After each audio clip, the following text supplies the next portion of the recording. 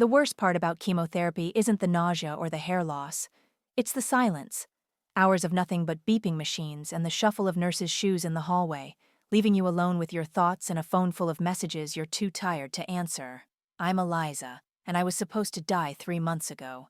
At least, that's what my mother-in-law Vanessa was counting on. I discovered this on a Tuesday afternoon while lying in my hospital bed, idly scrolling through my husband Ellis's phone that he'd left behind after his perfunctory lunch visit.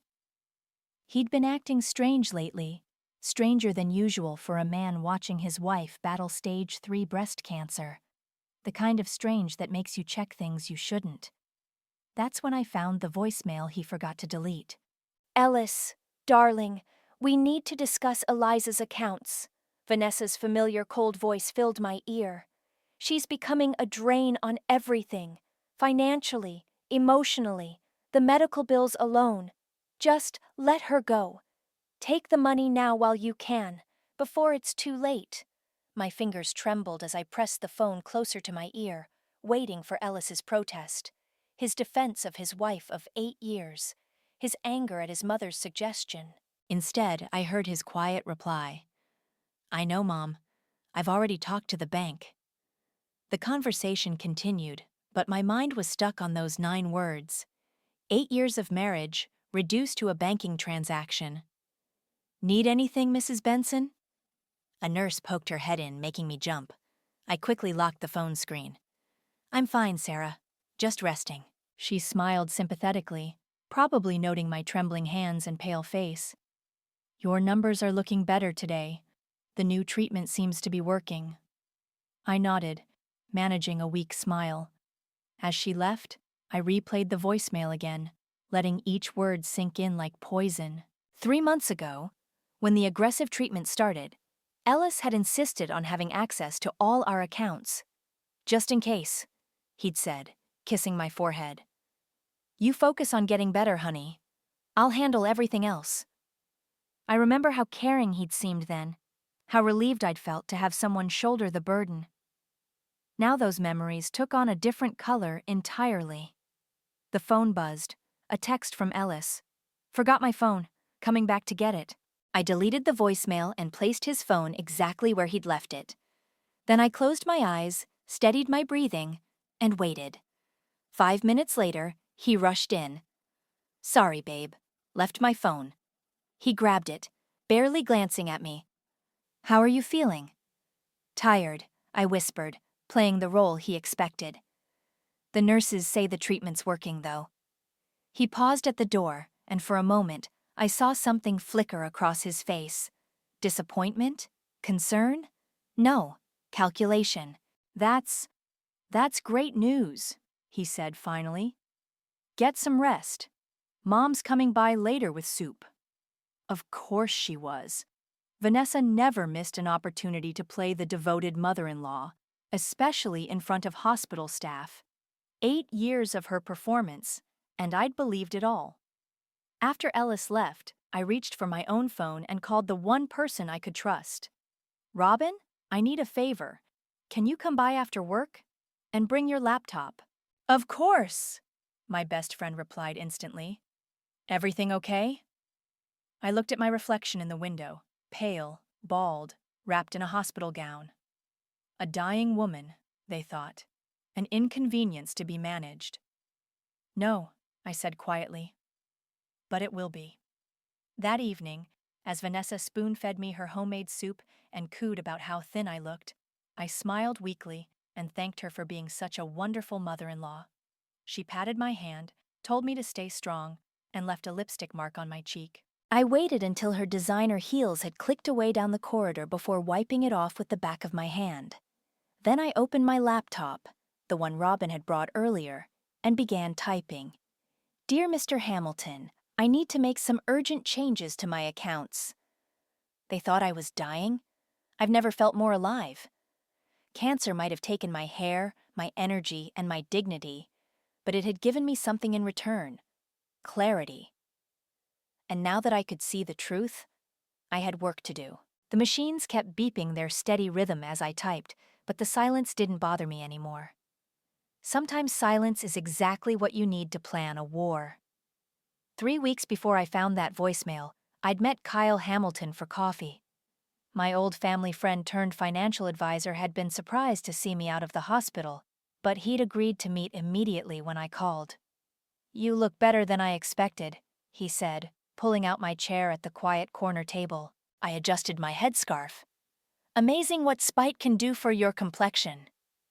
Kyle's expression turned serious as I explained my suspicions. The subtle changes in Ellis's behavior, the way Vanessa had started asking about our investments during her hospital visits, how Ellis had tried to get me to sign papers while I was heavily medicated. "I need to protect myself," I said. "Without anyone knowing?" Kyle nodded slowly, pulling out his tablet. "Let's start with your main accounts. How much are we talking about?" "Just under 2 million. I sipped my tea. Most of it from my years in marketing and my parents' life insurance. His eyebrows shot up. "Does Ellis know the total?" "He knows about 1 million. The rest was in my personal account until he convinced me to merge everything last year." I smiled thinly. "For tax purposes," he said. Kyle started typing. "We can create a trust under your maiden name. Transfer everything gradually to avoid raising flags. How much time do we have?" "My next round of treatment starts Monday. They'll expect me to be too sick to notice anything for weeks." "Perfect," he paused. "Eliza, are you sure about this?" I showed him the text messages I'd collected. Ellis asking about account passwords while I was sleeping. Vanessa's concerned inquiries about my will. The emails to banks I wasn't supposed to see. "They're waiting for me to die, Kyle. I'm just making sure I disappoint them in every possible way." Over the next 2 weeks, we moved everything. Kyle created ironclad medical powers of attorney, naming himself and Robin as my financial proxies. Ellis signed them without reading. He was always careless with paperwork that didn't have dollar signs attached. Meanwhile, I played my part perfectly. Every time Ellis or Vanessa visited, I was either sleeping or barely conscious. They'd speak freely around me, thinking the medication kept me unaware. "The treatment's so expensive," Vanessa would say, stroking my hand. "You shouldn't have to worry about money at a time like this." Ellis would agree, his voice thick with fake concern. "I'll take care of everything, honey. Just rest." Today, Ellis brought flowers, cheap ones from the hospital gift shop. He placed them beside my bed while checking his phone. "The bank called," he mentioned casually. "Something about account access?" I kept my eyes half closed. "Oh, I signed some papers. Kyle brought them. Power of attorney stuff." "Kyle? Your financial advisor?" His voice sharpened slightly. "Why didn't you tell me?" "Was so tired," I mumbled. "He said it was routine." "Did I do something wrong?" Ellis forced a smile. No, I'll handle it. Don't worry about the bank stuff, I've got it all handled." After he left, Robin came by with lunch she'd smuggled past the nurses. "You should have seen your performance," she said, pulling up the visitor security footage on her phone. "Oscar-worthy." I watched Ellis's retreating figure on the screen, his phone already at his ear, no doubt calling Vanessa.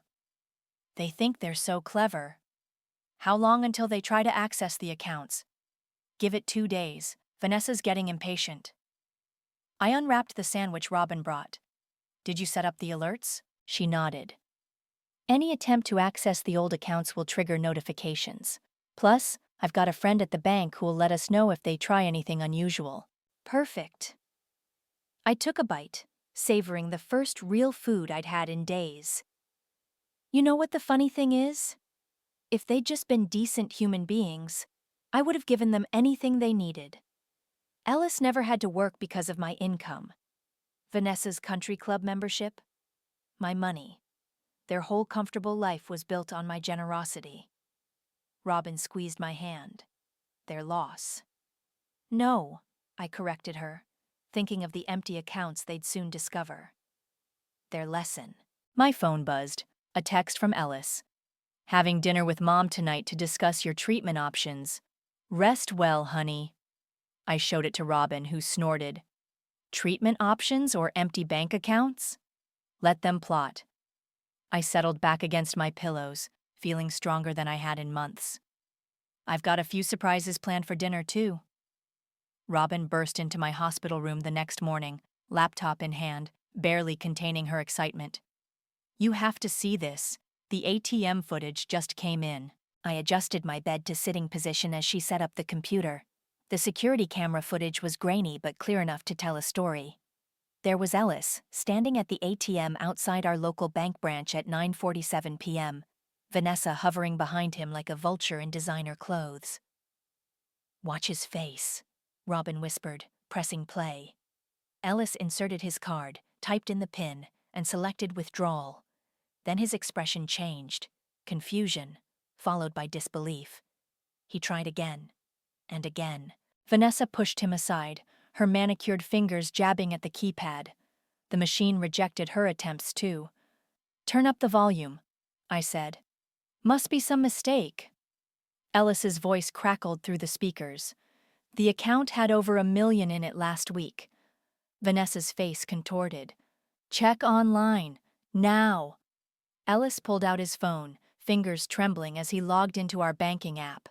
The color drained from his face. "Well?" Vanessa demanded. It's almost empty. Just a few thousand left." Vanessa grabbed his phone, her perfectly maintained composure cracking. "That's impossible. Where did it go? What did you do?" "Nothing. I swear." Ellis ran his hands through his hair. "Maybe it's a system error.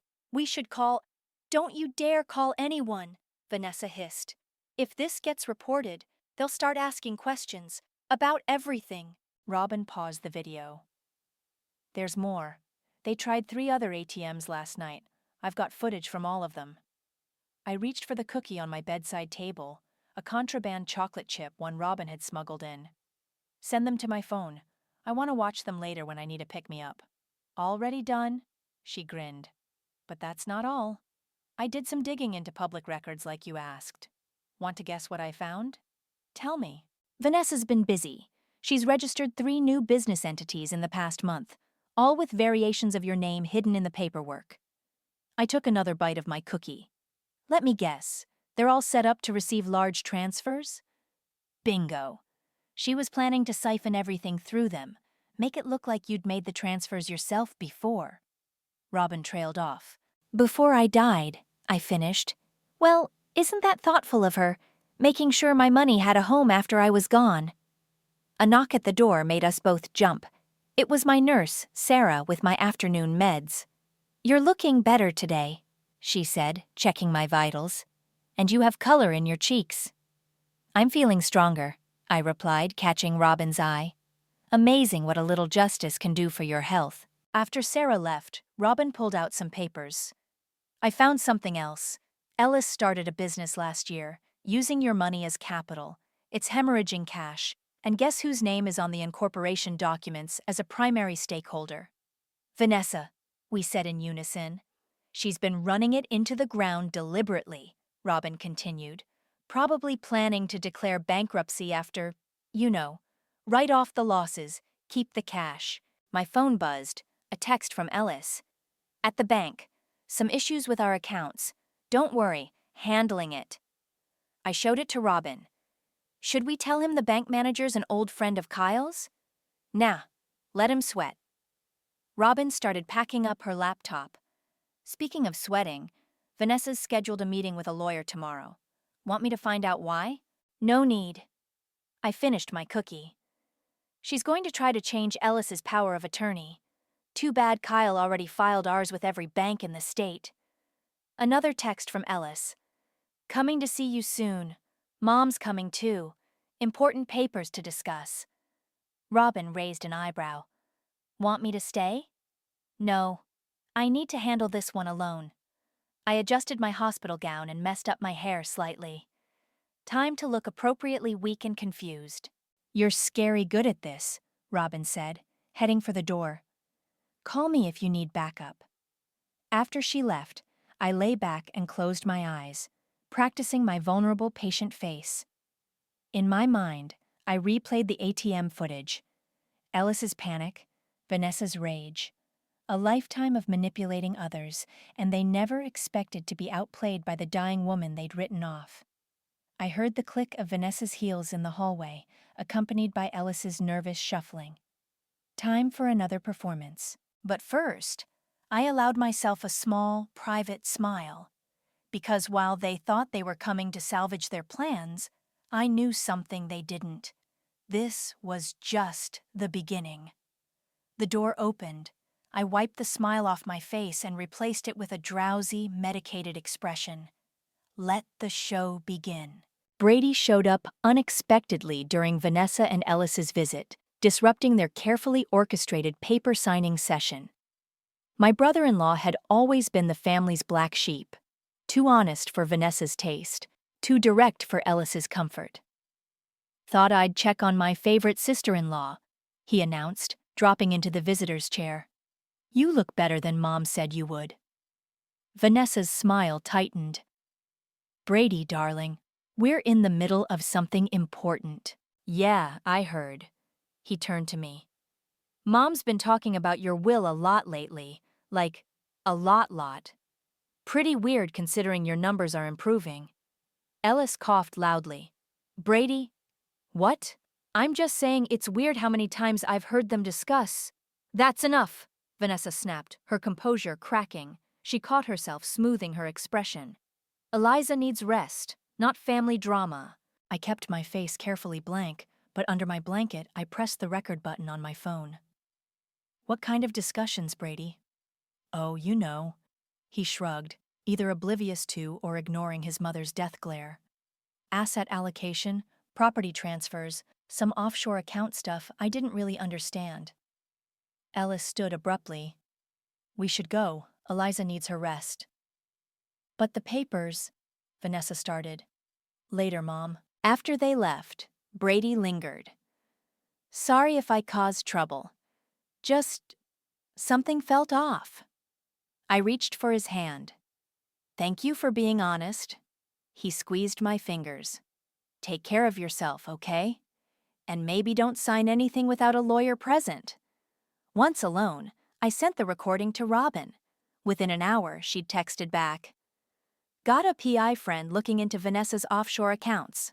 Also, heads up, she just left the First National Bank. Tried opening a line of credit in your name. I smiled, remembering Kyle's foresight in freezing my credit 3 weeks ago. Another dead end for them. My phone buzzed again, Robin sending documents. Ellis's new business is interesting. Check the loan applications. I opened the files, scanning quickly. Ellis had taken out massive loans using my medical power of attorney, or rather, a forged version of it. The signatures were close, but not quite right. Classic Vanessa's work. A soft knock interrupted my reading. Mrs. Benson? Sarah peeked in. Your sister's on the phone at the nurse's station. Says it's urgent. My sister? I hadn't spoken to Sierra in years, not since... Put her through, I said. The phone rang beside my bed. I picked it up, heart pounding. Eliza. Sierra's voice was older, harder than I remembered. I saw Ellis today, at my bank. Oh? He was trying to access some old accounts. Mom and Dad's accounts. She paused. Did you know Vanessa was their financial advisor before they died? The pieces clicked. No, I didn't. Well, I've been doing some digging since he showed up. Found some interesting transfers from back then. Think we should talk. I gripped the phone tighter. Yes, we should. I'm in town until Friday, and Eliza? I'm sorry. About before. About everything. After hanging up, I called Robin. I need you to look into something else. My parents' estate from 5 years ago. Specifically any connection to Vanessa. On it. She hesitated. You okay? You sound shaken. I am. I watched the sunset through my window. All this time I thought I was just getting revenge for what they're trying to do to me now. But what if this goes back further? Want me to come over? No, I need to make another call first. I dialed a number I'd memorized but never used. It rang 3 times before a gruff voice answered. Thompson Investigations. This is Eliza Benson. I need everything you can find on Vanessa's involvement with the Stewart family estate, circa 2018. And I mean everything. That'll cost. Money's not an issue. Just find the truth. After hanging up, I closed my eyes, remembering my parents' funeral. How Vanessa had handled all the paperwork. How she'd explained the modest inheritance. How Sierra had accused me of letting them take advantage. My phone buzzed. Ellis. Mom's lawyer is coming tomorrow. Just routine stuff about medical decisions. Nothing to worry about. I texted back. Of course, honey. Whatever you think is best. Then I forwarded it to Kyle with a simple message. Time for Phase 2. The machines beeped steadily as darkness fell. Tomorrow would bring more lies, more manipulation, more carefully orchestrated scenes of concern. But tonight, I had work to do. I opened my laptop and began typing. Dear Sierra, there's something you need to know. Sierra looked exactly the same and completely different. 5 years had added shadows under her eyes and a hardness to her jaw, but she still had our mother's curls and our father's stubborn chin. She stood in my hospital doorway, clutching her purse like a shield. Your hair grew back, she said finally. Some of it. I touched my short fuzz. Turns out spite is great for hair growth. She laughed. A short surprise sound, and the tension cracked. She crossed the room and sat in the visitor's chair, her designer outfit a stark contrast to my hospital gown. I brought something. She pulled out a USB drive. Found it while going through old boxes. It's Dad's backup drive from his home office. My hands shook as I took it. Have you looked at it? Some. Enough to know Vanessa's fingerprints are all over our parents' financial records. She didn't just advise them, she controlled everything. Tell me. Sierra leaned forward. Remember how the inheritance was only about $50,000 each? Dad's company alone was worth 10 times that. I found emails where Vanessa recommended they transfer everything into secure offshore accounts for tax purposes. Right before the accident, I finished. She played us against each other, Eliza. Made me think you were stealing from them. Made you think I was unstable and greedy. Sierra's voice cracked. I'm so sorry I believed her. I believed her too. I reached for my sister's hand. We were young, grieving, perfect targets. Like you were when you got sick? Her eyes flashed. Ellis came to my bank with forged documents, trying to access Dad's old accounts. Said you'd authorized it. That's when I knew something was wrong. I told her everything. The voicemail, the planned theft, my countermoves. With each revelation, her face grew darker. I want in, she said when I finished. Not just for us, for Mom and Dad. It's dangerous. Vanessa's got nothing left to lose now. Neither do I. Sierra pulled out her phone, showing me documents. I've been tracking her real estate deals. She's been running a sophisticated fraud scheme for decades. Mom and Dad weren't her first victims. A knock interrupted us. Robin entered, carrying her laptop. Sorry to interrupt the reunion, but you need to see this. She opened her computer, showing us security footage from a high-end restaurant. Vanessa sat with a distinguished-looking man, papers spread between them. That's Judge Matthews, Sierra gasped. He handled Mom and Dad's estate. We watched as money changed hands under the table. Vanessa's signature smile. The judge's knowing nod. This was 3 days before he approved the estate distribution, Robin explained. My PI friend found it in an old security archive. I felt something cold and certain settle in my chest. Send it to Kyle and the FBI contact. Already done. Robin hesitated. There's more. Ellis just tried to access your medical records, tried to change your treatment directives. Sierra's hand tightened around mine. What are you going to do? What we should have done 5 years ago. I pulled out my phone. First, we're going to show the world exactly who Vanessa is. Then, we're going to take everything, not just the money, but her reputation, her social standing, all of it. She'll fight back, Sierra warned. Let her. I've got nothing left to lose either. I smiled grimly. Besides, I'm supposed to be dying, remember? Hard to threaten a dead woman. Robin started typing. I'll set up the document drops. Anonymous. Untraceable. No, I said. Not anonymous. Not anymore. I want her to know exactly who's destroying her world. Sierra pulled out the USB drive again. Start with this. Dad kept meticulous records. The offshore account numbers, the transfer dates, everything. Perfect. I turned to Robin. How long until the FBI moves on the judge? They're building a case. A week, maybe 2. My phone buzzed. Ellis. Where are you? The doctor wants to discuss changing your treatment plan. I showed them the message. Sierra's face hardened. He's really trying to kill you. No, I corrected her. He's trying to let me die. There's a difference. One's murder, the other's just good financial planning. I texted back. Too tired for visitors. Tomorrow? You know what's funny? Sierra said quietly. All those years I was angry at you, thinking you'd stolen my inheritance. Meanwhile, you were building your own fortune, one they're trying to steal now. Life's full of irony. I reached for both their hands. And revenge. Robin opened her laptop again. Where do we start? I thought of Vanessa's smug smile at my parents' funeral, of Ellis's calculated concern, of all the quiet betrayals leading to this moment.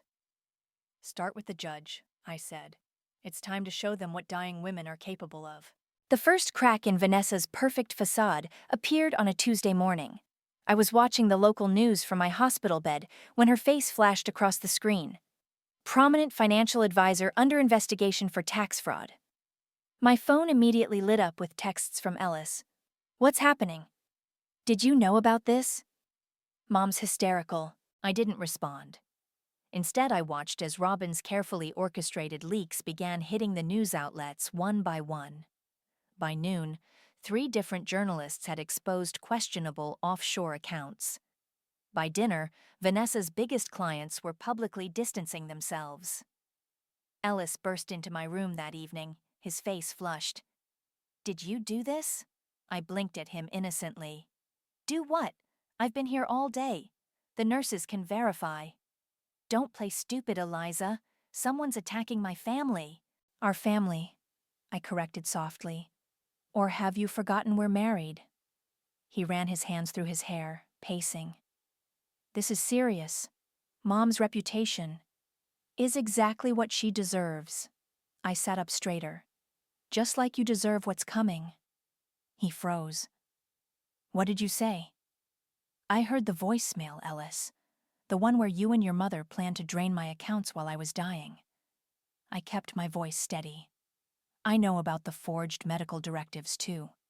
And the fake power of attorney. The color drained from his face. You don't understand. I understand perfectly. I just didn't die according to schedule. He stepped toward me, desperation in his eyes. Baby, please. We can fix this. Whatever you think you know. Stop. I held up my hand. I filed for divorce this morning. My lawyer will be contacting you. You can't do this to me. His voice cracked. To us. Us. I laughed coldly. There hasn't been an us since you decided my death would be more valuable than my life. The door opened and Sierra walked in, followed by 2 hospital security guards. Is there a problem here? Ellis backed away. Sierra, what are you? Getting justice, she cut him off. For my sister, for our parents, for everyone your mother has destroyed. You don't know what you're talking about, he snarled. Actually, we do. I pulled out my phone, playing the voicemail on speaker. Every conversation, every plan, every betrayal, we have it all. The security guard stepped forward. Sir, you need to leave. Ellis looked between us, his facade crumbling. You'll regret this. Both of you. No, Sierra said calmly. The only thing I regret is not seeing through your family's lies sooner. After they escorted him out, Sierra sat beside me. You okay? Better than okay. I showed her my phone. More breaking news alerts about Vanessa's financial dealings. Robin's contact at the newspaper is releasing the judge's story tomorrow. Good. She squeezed my hand. But that's not what I meant. I thought about the day Ellis proposed, how happy I'd been, how blind. It hurts, I admitted. Not because I still love him, but because I wasted so many years thinking he loved me. At least you figured it out before they killed me? I smiled grimly. They never stood a chance. I'm too stubborn to die on anyone's schedule but my own. My phone buzzed, a text from Brady. Mom's losing it. She knows it was you. Be careful. Let her come, I said, showing Sierra the message. I'm done hiding. Right on cue, my phone rang. Vanessa's number. I put it on speaker. You ungrateful little bitch, she hissed. After everything we've done for you. Like trying to kill me? I interrupted. Or stealing my parents' money? Or maybe you mean forging documents to steal my estate? Silence. Then, you can't prove anything. Check tomorrow's paper, Sierra chimed in. Front page. Judge Matthews was very cooperative with the FBI. More silence. When Vanessa spoke again, her voice was different, calculated, cold. You have no idea what you're dealing with. No, Vanessa, you have no idea what you're dealing with. I'm not just some sick woman you can push around anymore. I'm your worst nightmare. Someone with nothing left to lose and everything to prove. I'll destroy you. Too late. I ended the call and turned to Sierra. Ready for phase 2? She pulled out her laptop. The evidence about Dad's company is ready to go. And Robin found something else. A prenup Vanessa forged with my signature as a witness. I leaned back against my pillows, feeling stronger than I had in months. Send it all. Every last bit. It's going to get ugly, she warned. It already is. I watched the sun setting outside my window. But ugly truths are better than beautiful lies. My phone buzzed one last time. Ellis again. Please, we can talk about this. I deleted the message without responding. Some conversations weren't worth having anymore. The press conference was Vanessa's idea of damage control. She stood at the podium in her designer suit, perfectly coiffed hair gleaming under the camera's lights, ready to spin her web of lies one last time. I watched it live from my hospital room, surrounded by Robin, Sierra, and Kyle. These accusations are completely unfounded, she declared, her voice steady. My family has served this community for generations. Ask her about Judge Matthews, a reporter shouted. Or the forged medical directives, another chimed in. I saw the moment her composure cracked, a slight twitch of her left eye, her fingers tightening on the podium. My daughter-in-law is very ill, she tried again. These delusions. Actually, I'm feeling much better, I said, walking into the conference room.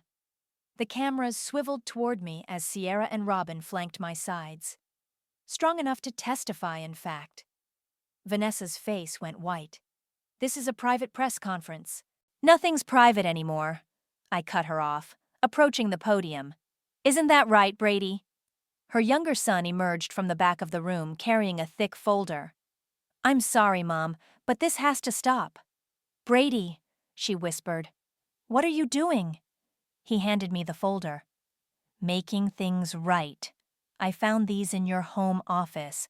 Documents about the fake medical foundation you've been running, the one that launders money through cancer patient donations. The reporters erupted with questions. Camera flashes exploded around us. Vanessa grabbed for the folder, but I held it out of reach. Careful, I warned. Assaulting a cancer patient on camera isn't great for your image. You're destroying this family, she hissed. No, you did that. I'm just exposing the ruins. The conference room doors burst open again. 2 FBI agents entered, followed by Ellis. His face was ashen. Mom, he said hoarsely, they know everything. About Dad's accounts, the offshore transfers, all of it. Mr. Benson has been very cooperative, one agent announced, in exchange for leniency. I looked at my husband, soon-to-be ex-husband, and felt nothing but pity. You finally grew a spine. Too bad it's made of self-preservation. Vanessa lunged for me then, her manicured nails raking my cheek. Security rushed forward, but I stayed calm, letting the cameras capture every second. "You tried to kill me with silence," I told her as the guards pulled her back. "I prefer noise." She laughed, a high, broken sound. "You think you've won? You're nothing. A sick woman playing at revenge." "No," Sierra stepped forward. "She's a survivor, like all the people you've hurt, and now everyone knows exactly who you are." The FBI agents moved in, reading Vanessa her rights. She kept her head high, even as they led her away in handcuffs. Ellis followed meekly, not meeting anyone's eyes. Brady touched my shoulder. "I'm sorry I didn't come forward sooner." "You did the right thing now," I assured him. "That's what matters." The reporters swarmed us with questions, but Robin and Sierra created a protective barrier. As we left the conference room, I caught a final glimpse of Vanessa being placed in a federal vehicle, her perfect world crumbling around her. Back in my hospital room, Kyle waited with more news. "Davis's business licenses have been revoked. The feds froze all known accounts. Ellis's company is facing multiple lawsuits." "And the prenup?" Sierra asked. "Proven fake, along with half the documents Vanessa filed over the last decade." He smiled. "You're free and clear, Eliza. It's over." But it wasn't quite over. As my friends celebrated around me, I slipped out to the hospital garden. The rain had just started, a gentle mist that matched my mood. "Thought I'd find you here," Robin said, joining me. "You okay?" "I don't know." I watched the raindrops fall. "I won everything, but it feels empty." "Not empty, just heavy. Like karma needed a push, and I volunteered to be the one pushing." She hugged me gently. "You did what you had to do. They gave you no choice." "There's always a choice." I touched my cheek where Vanessa had scratched me. I chose to fight instead of fade away, to expose instead of endure, to live instead of die on their schedule. And now? I looked up at the rain, feeling it wash away the last traces of the woman I used to be, the one who trusted too easily, who confused silence with peace.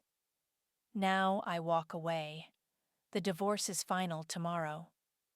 "Where will you go?" I smiled, thinking of the mountain retreat I'd booked, the blog I'd started for other survivors, the life waiting to be lived on my own terms. "Somewhere quiet," I said. But this time, I'm choosing the silence. The morning sun streamed through my new apartment windows as I unpacked the last box. Simple furniture, clean lines, nothing fancy. Exactly what I wanted. Sierra sat cross-legged on my couch, scrolling through news on her tablet. "They're calling it the scandal of the year," she reported. "Vanessa's facing 20 years. Ellis took a plea deal, 5 years with possibility of parole." "And Davis?" "Fled the country. Interpol's looking for him." I placed a framed photo on my bookshelf, Mom and Dad on their last vacation. "They'd be proud of us, you know, for finally working together." "Speaking of working together," Sierra pulled out her laptop. "Your blog post went viral overnight. Listen to these comments." She read aloud. "Thank you for giving me courage to leave my abusive marriage.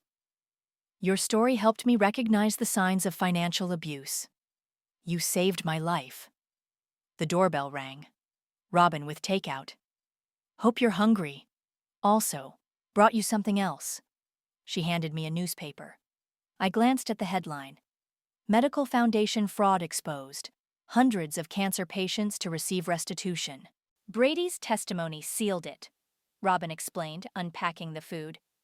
"The foundation has to repay everyone they scammed, with interest."